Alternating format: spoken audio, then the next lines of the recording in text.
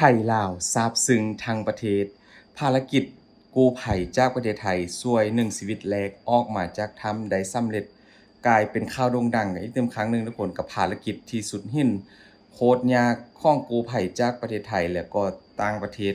เพราะว่าจะเป็นฟินแลนด์แล้วก็อีกหลายประเทศที่มาร่วมในการช่วยเหลือครั้งนี้ทุกคนทั้งลาวและไทยบอกเลยว่าดังมากทุกคนตอนนี้ทุกอย่างก็คือความสุขที่เกิดขึ้นในวันนี้ทุกคนหลายคนยังคงให้ความหวัง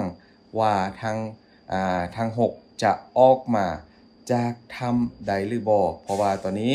หลายคนยังถามบ่พิมพ์ว่าแล้วทั้ง2คนได้บ่พิมพ์ตอนนี้หาเจอหรือบ่ตอนนี้ยังหาบ่เจอนะทุกคนเพราะว่าตามรายงานที่ทีมกู้ภัยจากเมืองไทยได้แจ้งออกมามื้อช่วงเย็นวานนี้ก็2คนนั้นทุกคนพวกเขาจะเข้าไปลึกกว่าเก่า ลึกก่อนจากลึกกว่าจากจุดที่เจอ5คนแรกนะทุกคนจะเป็นแนวดิ่งเหมือนกับ45องศาลงไปนะเพราะจุดที่ว่า2คนลงไปทุกคนเดี๋ยวมื้อนี้เราไปเบิ่งความภาคภูมิใจแล้วก็แผนการวางงานที่โคตรเก่งแล้วก็เป็นมืออาชีพสุดๆของทีมกู้ภัยจากประเทศไทยแล้วก็หลายๆประเทศที่ร่วมกันนะทุกคนไปดูคลิปกันภารกิจครั้งนี้คงจะบ่สำเร็จทุกคนกับการนำ1คนแรกออกมาจากถ้ำทุกคนถ้าว่าบ่มีการวางแผน ความสามัคคีมืออาชีพความเก่งของทีมกู้ภัยจากต่างประเทศแล้วก็ประเทศไทยทั้งประเทศลาวนะทุกคนที่ว่าช่วยกันนำเอา1ชีวิตแรกออกมาได้ในช่วงมื้อคืนนี้นะทุกคนกับความดีอกดีใจ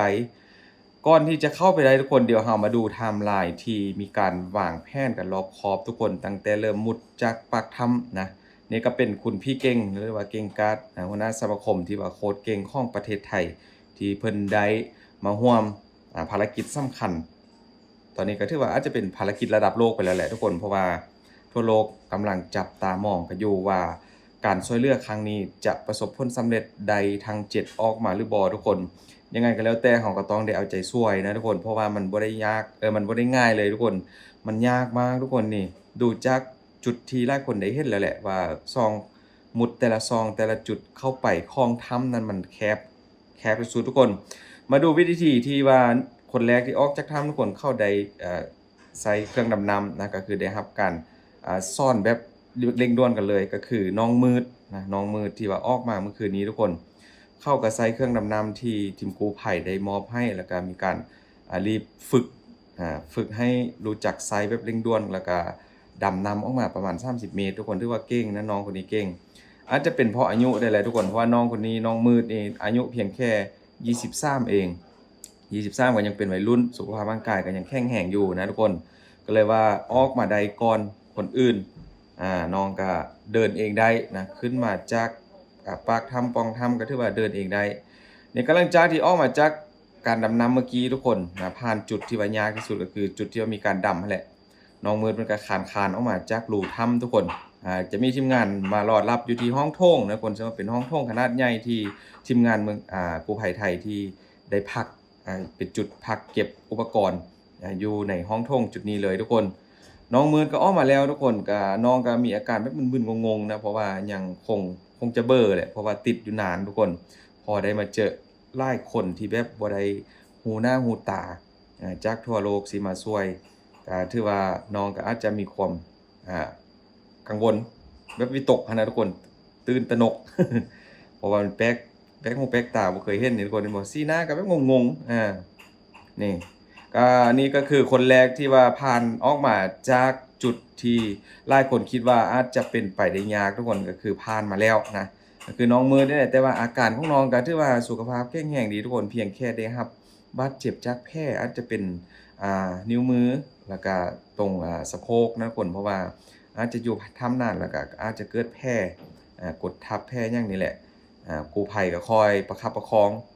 สุดเลยทุกคนว่าพิมพ์บ่ฮู้จะใส่คำไหนนะครับการชื่นชมกู้ภัยจากเมืองไทยกับการทำงานครั้งนี้ทุกคนเป็นหยังจึงอยากจะทำคลิปทุกคนเกี่ยวกับกู้ภัยไทยนี่แหละก็คือสิ่งที่กู้ภัยทำก็คือพวกเข้าลุยทุกอย่างที่ว่าต้องช่วยออกมาให้ได้ทุกคนหลังจากออกมาห้องโถงแล้วก็มีการสัมภาษณ์เล็กๆน้อยๆทุกคน การช่วยเหลือออกมาจากปากถ้ำทุกคนหลายคนก็คงจะได้เห็นแล้วแต่ว่าอยากจะดูอยากจะเอาไทม์ไลน์มาให้ทุกคนดูว่าก่อนจะออกมาได้1คนนี่มันใช้เวลาแล้วก็ความยุ่งยากขนาดไหนก็ตามคลิปที่ทุกคนได้เห็นเลยต้องได้มุดต้องได้ลอดจากซองแคบ อ่าจุดนี้ไป5จุดนั้นต้องได้ดำน้ำต้องได้เอาทุกอย่างให้มันได้นะทุกคนให้มันผ่านไปหมดการลำเลียงขึ้นมาจากปากถ้ำนี่ก็คนแรกก็ถือว่าตามที่ทีมกู้ภัยพูดก็บ่ได้ลำบากบ่ได้ยุ่งยากเพราะว่าน้องเดินเองได้นะคนเดินขึ้นมาเองได้บ่ได้ใส่สลิงที่ว่ามีการผูกไว้ก่อนหน้านั้นนะคนดึงขึ้นมาแต่วันนี้คือแบบสามารถเดินเองได้ที่ว่าอย่างแข็งแรงสุขภาพของน้องมืดอายุ23ปีคนแรกเดี๋ยวก็จะไปส่งถึงมือหม้อที่ว่าอยู่ด้านบนรอท่าช่วยเหลือต่อในขั้นตอนต่อไปทุกคนเดี๋ยวน้องมืดนี่ก็ล่าสุดเดี๋ยวทุกคนก็จะได้เห็นหลังจากที่เข้าได้ขึ้นมารักษาในปฐมพยาบาลเบื้องต้นทุกคนอาการของน้องจะเป็นยังไงเดี๋ยวเราจะไปเบิ่งคลิปถัดไปนะทุกคนการช่วยเหลือครั้งนี้ทุกคนไล่ไฟล์ไล่หน่วยงานบอกเลยพวกเข้าเต็มที่สุดๆไทยลาวแล้วก็อีกหลายประเทศว่าพิมพ์ก็โอ้โหหลายเยอะจนจำชื่อบ่ได้แล้วตอนนี้เพราะว่ามีหลายประเทศทั่วโลกกำลังเดินทางเข้ามาช่วยเพิ่มอีกนะทุกคนเพราะว่าตอนนี้อย่างอีกตึม2คนนี่แหละคือโอ้สำคัญแฮงทุกคนเพราะว่ามันก้าวเข้าสู่วันที่10แล้วก็จะถึงวันที่21ละวันที่11ละทุกคนนะ2คนนั้นบ่ฮู้ชะตากรรมเลยว่าตอนนี้เป็นอะไรยังไงกันบ้างทุกคนหลังจากที่บ่ได้ค้นพบนะทุกคนอันนี้ก็เป็นพ่อของน้องมืด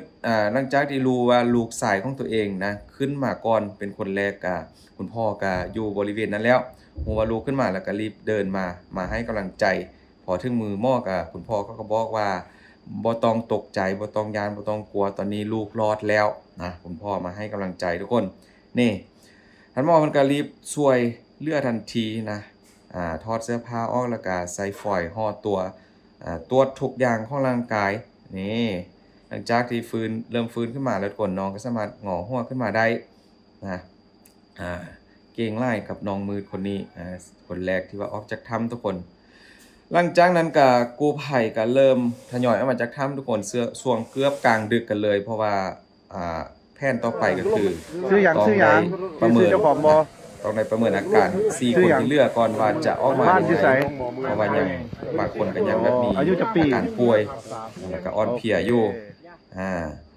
หลังจากที่ว่ามีการรักษาเบื้องต้นแล้วทุกคนก็คือน้องมืดนะอาจจะนอนอิ่มนึงแล้วแหละ นอนตื่นนึงแล้วนะก็คือพี่ๆทหารเจ้าหน้าที่เมืองลาวก็เริ่มเคลื่อนย้ายขึ้นไป5จุดจอดรถของรถพยาบาลทุกคนรอรับอยู่ด้านบนนะอันนี้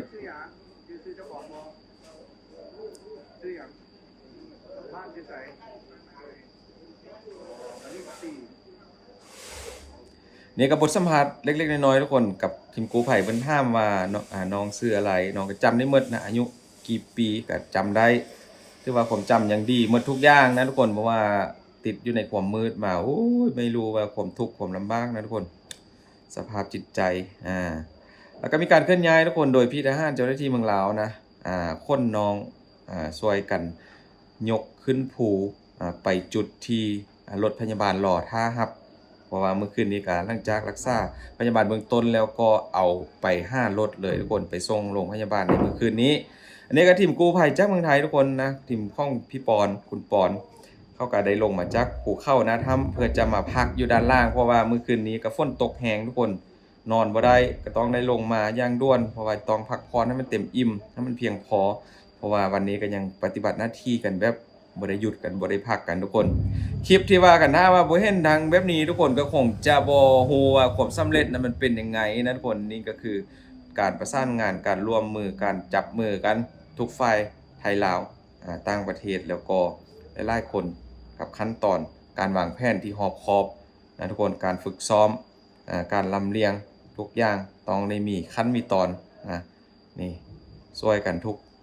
กจุดเลยแหละห้องถ้ำทุกคนทั้งพ่อครัวแม่ครัวก็มาทุกคนจากฝั่งลาวก็มาอำนวยความสะดวกทำอาหารการกินให้กับทีมกู้ภัยแล้วก็เจ้าหน้าที่หมดทุกคนได้กินอิ่มแล้วก็นอนหลับสบายทุกคนขอพระคุณจริงๆขอพระคุณกู้ภัยจากประเทศไทยตอนนี้ก็ชื่อว่าไล่ฝ่ายจาก